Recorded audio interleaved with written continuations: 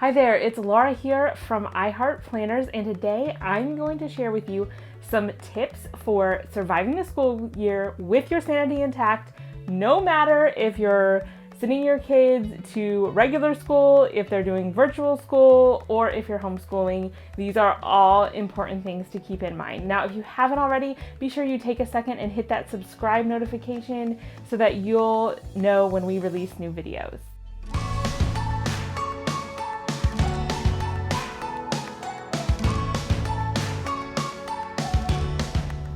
If there's one thing I know for sure about this school year, it's that we really don't know. There's a lot we don't know right now. In my situation, I don't know how long regular school will last. I don't know when they might go to virtual learning. I don't know when I might decide to homeschool my kids. So there are a ton of unknowns, and I know that a lot of you are in the same boat. But the good news is, no matter what school is going to look like this year, there are some tips that will help you across the board. And the first thing that is super important is to set up a solid morning and evening routine for yourself and your kids. So things like making sure that they get dressed, remember to brush their teeth, get their shoes.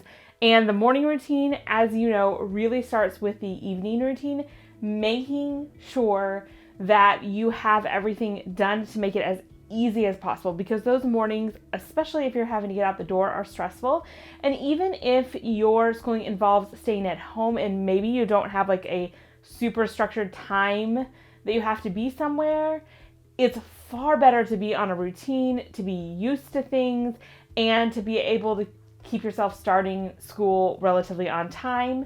So getting those things done the night before, like setting out your clothes, making sure if you have to go somewhere that like all those things that are in the backpack, and even backpack in the car, or like hanging on a hook waiting to go outside so you're not scrambling around at the last minute looking for those things. This will help you no matter what type of schooling you do. Now, when it comes to creating these routines, I have a little bit of advice for you, and I'll also link down below to some other resources I have that will help you create routines.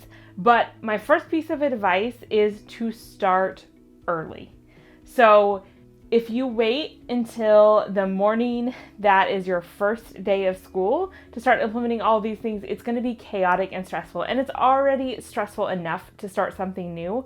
So start ahead of time. We started implementing our routines about 3 weeks before my daughter was scheduled to start school, because I didn't want it to be just totally new and foreign to her. So we were also able to start small that way. So instead of like overhauling everything at once and being like, now I'm getting you up earlier than you're used to, you're gonna have to start getting dressed right away before you eat breakfast, and you're gonna have to start remembering all of these things, and we gotta be out the door at a certain time. That's a lot. So instead, I started with what I think was the most important part for me of our routine, and I want you to identify what the most important part of your routine is. For us and our family, I knew that the critical component was getting the kids to get up and get dressed right away before they come downstairs for breakfast, because I don't know about your kids, but mine are major dilly-dalliers, is that a word? Anytime they're eating. And that can drag out forever. So I knew they needed to be more ready before we got to that part. So that's what I started with. And I knew that was going to be hard because they weren't used to it. So I started with that. Another thing that I did that I highly recommend is we started talking about it. So I started even a couple days before the first morning that we were going to implement it, telling them about, guess what, kids? We're going to be doing this. You're going to be getting up and getting dressed right away, just like big kids. Now, I have little ones, 5 and 4, so this works for them. I know you'd have to modify for older kids, but telling them that makes them excited about it, makes them think that this is fun. And I said, when you get up and get dressed before you come downstairs for breakfast, you're going to get a little treat. And I gave them like one Hershey kiss for doing that. So it made it really fun for them, instead of something like, who wants to do that? I mean, they want to come down and eat breakfast, or at least pretend to eat breakfast. So I had to make it fun for them. So we started with that, and then we're gradually adding on more components. And the last component that I will add on is actually getting them up earlier, because I want them to get as much sleep as they possibly can. So starting ahead is one of the best things that you can do. Now, don't worry, if you haven't done this, Don't panic. Go ahead and start where you are. And if it's at all possible to kind of phase it in, do that. If you have to rip off the Band-Aid, that's fine. It'll still work.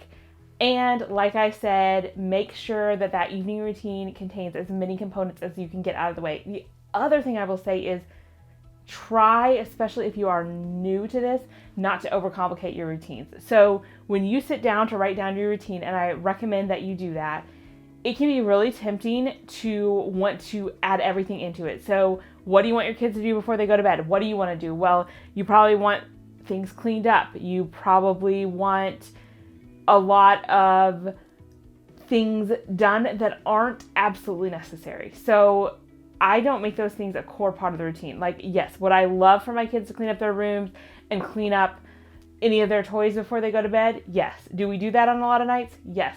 But that is not part of our core routine, because when push comes to shove, that's not one of the most important things they need to get done. The non-negotiables are you have to lay out your clothes for the night before, you have to get in your pajamas, you have to brush your teeth, and you have to actually go to bed.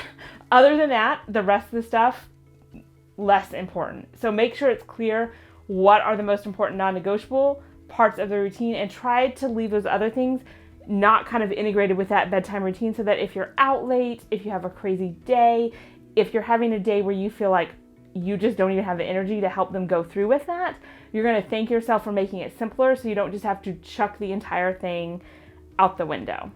Now, the third thing that is going to help anyone with any back to school situation is planning.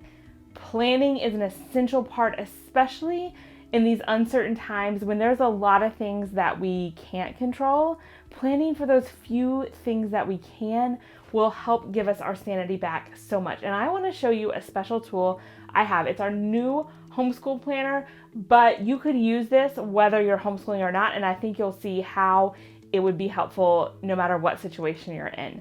So I'm just going to take you on a little tour of the planner and show you how it works. So this right here is our floral edition of our homeschool planner. It's my personal favorite. I do have another edition listed as well if you want something that's less decorative, or if you want your kids to use it, especially a boy, we have a version that would be really good for that. But let me show you how it works. So this is laid out in weeks. So the days are here on the left, and then it's designed to be a 2-page spread, and you have columns that you can write your different subjects in or different areas of your life. So if you're not using this for homeschooling, you might want to do work, personal, home, or different family members. But let me show you what's really cool about this. So right now there's nothing up here in these columns. I'm going to type in math, science, and I haven't showed you the cool part yet. Social studies, art, and PE. Okay, now I typed those here in this first page, but they automatically populate on all the other pages. So you only type it once, and this blue doesn't actually show when you print it. It's simply there to let you know that that is a field that you can type in, but you only type it once and it fills throughout the entire planner, and then you just print the pages that you want to use, and you're good to go with your own customized columns. So what I just showed you there was the floral half-size edition, and that fits on a half-letter paper. We also have full-size editions. Here is our vanilla edition, and that has less color, less decoration for you.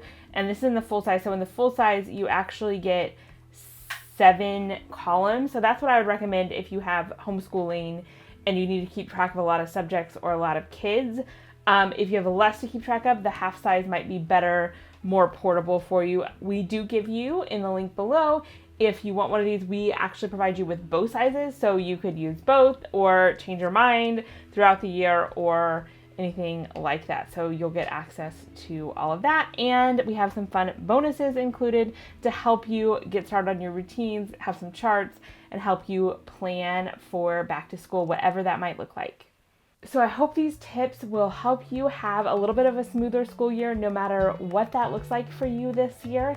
And let me know in the comments down below what you think you're doing for school this year. Are you doing more traditional school, virtual at home learning, homeschool? I'm really curious what your plans are for the year.